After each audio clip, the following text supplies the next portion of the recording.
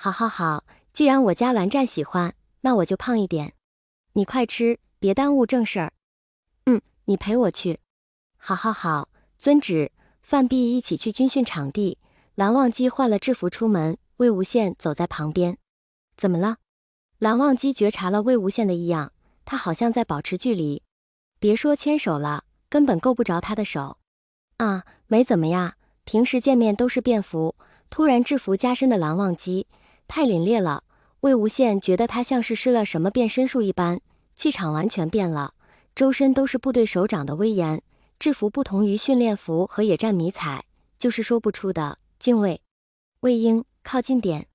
蓝忘机需要他触手可及，对，不是希望，是需要，离太远了，很不舒服。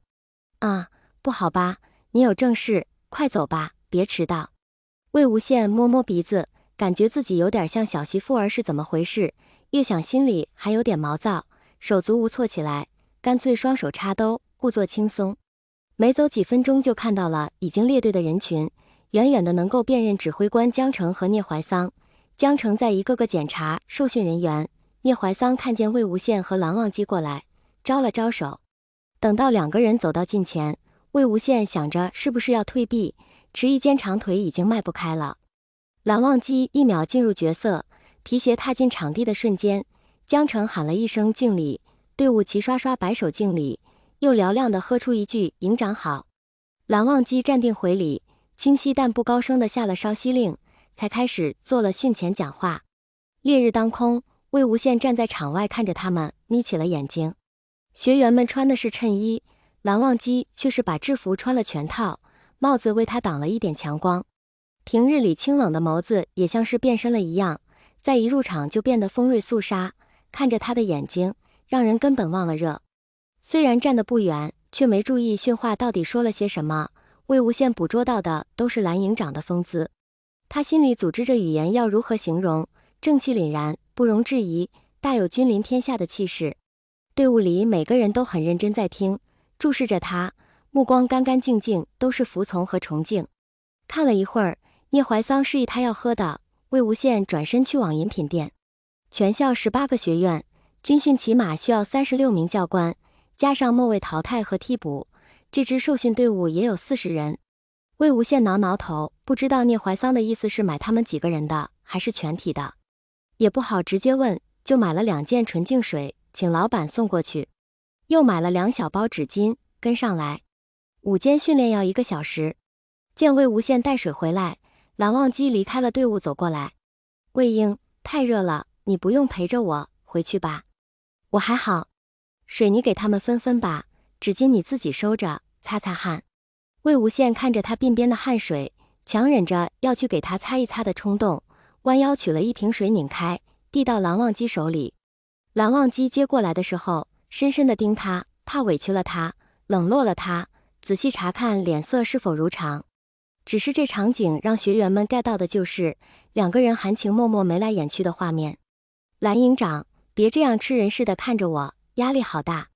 所以你在怕我？是有那么一点点，你又不参训，怕什么？可能不是怕你，是怕你这身衣服，以后非必要不穿了。啊，好，你别管我了，快回去吧。你也回去吧，别陪我晒着了。我待一会儿就走。蓝忘机眨眨眼，笑了笑，转身回去的时又变成了冰山脸。学员们暗暗正色，一下子又好像不热了。1点钟，休息时间，聂怀桑在解散之前，意味深长地告诉队伍，蓝营长特意给他们准备了水喝，并且劳烦魏同学给采购回来的，提议大家致谢营长和魏哥。这帮一肚子八卦的男孩子们心下了然，面上忍着笑，一起打挺立正，规规矩矩敬了军礼，谢谢营长。又转向魏无羡那个方向喊谢谢魏哥。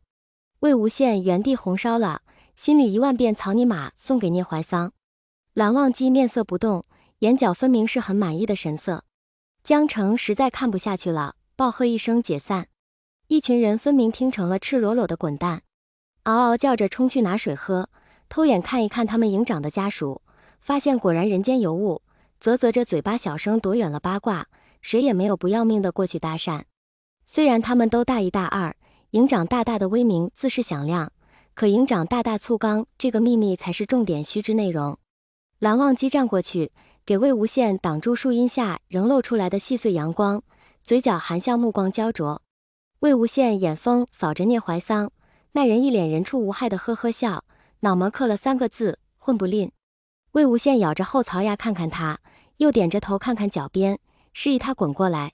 聂怀桑还恨着蓝忘机甩手跑路的事儿，也视死如归的就过来了。聂兄，你可以呀。不敢不敢，魏兄威武。公报私仇是吧？不敢不敢，营长手下混饭吃。他答应上台表演节目了，你的晚会不用操劳了。什么？谁？闭上你的臭嘴，咋呼什么？小心反悔。聂怀桑恨就恨蓝忘机一身本事不愿意出力，难为他这个教导员搞晚会，明明大家最想看的就是蓝忘机，偏偏蓝大大壮似冰窟咬死不上台。如果他答应上台，那还愁个屁。营长大人，你答应出山了？看你表现。哈哈哈哈哈！八卦的人群停下焦糖望过来，看到他们教导员笑得癫狂，直觉判断又有什么大料。聂怀桑心里爽翻了，果然靠着撩魏无羡来舔蓝忘机是一个明智之举。舔狗怎么了？舔狗很快乐呀！哈哈哈哈！军训嘛，江城吼去吧。晚会嘛，蓝忘机上台还有别人什么事儿？他可以每天喝凉茶了，简直不要太爽啊！哈哈哈哈哈哈！等聂怀桑笑够了，想起来问魏无羡什么节目的时候，魏无羡华丽丽的转身溜了，只给了他一个哼字。拿眼问蓝忘机，那人还在回味刚才的敬礼，无端让聂怀桑看出来一点渐渐的得意。完成第一训，后面的训练基本就委托江城了。蓝忘机自然是寸步不离守着魏无羡，聂怀桑倒算是有良心，时不时带点好吃好喝的犒劳一下江大苦逼，免得他炸掉。临近舞蹈大赛，蓝忘机和魏无羡都被各自学院叫到舞蹈队去指导工作。每天晚饭后，他们就分开行动了，去舞蹈队看看，给点建议，给点鼓励，然后约在田径场汇合，一起散一个长长的步。走到国防生训练场那边的时候，队伍在训练，他们就看看江城，遥遥的给一个加油杆的眼神，然后闲庭信步的走开。如果队伍在休息，那就热闹了。那帮小孩看见他俩走近，齐刷刷就是立正打挺敬军礼，营长好。即便穿了便服，蓝忘机也会正襟回礼，每晚的这一声吼恰恰证明他这个营长没缺勤。可接下来又吼的一声魏哥好，就让魏无羡羞恨难当了。他一个过路的，搞什么飞机啊？这是他又不是军人，这个礼还也不是，不还又尴尬的要命。江城那个白眼也不知道翻翻他们呢。